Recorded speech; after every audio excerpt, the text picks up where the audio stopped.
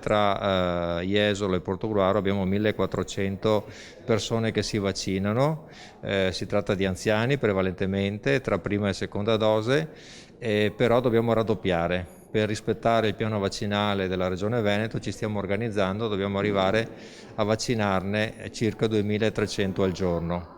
Infermiere professionista, il direttore dell'ULSS 4 ha indossato il camice per affiancare medici e sanitari nell'attività vaccinale provati dai turni che stanno fronteggiando. L'ho fatto perché voglio anche essere un testimonial dell'importanza di vaccinarsi, quindi io mi vaccino, non è uno slogan, è un segnale per la vita.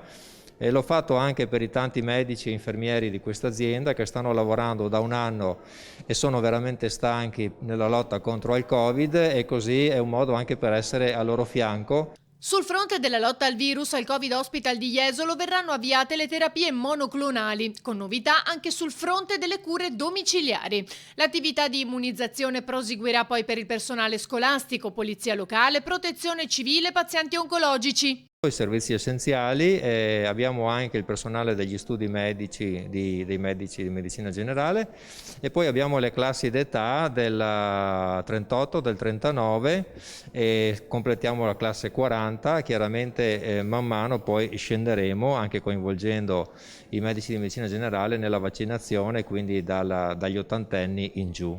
Le convocazioni giungeranno ai diretti interessati mediante 3 modalità a seconda della categoria: lettera postale, mail per la prenotazione online, invito telefonico nel caso di pazienti oncologici. Intanto domenica nel punto vaccinale al Terminal 103 della Marittima il direttore dell'azienda sanitaria Contato ha fatto una panoramica della situazione. La città sta rispondendo bene, ha detto. L'obiettivo ora è di arrivare a 6.000 vaccinazioni al giorno nel veneziano.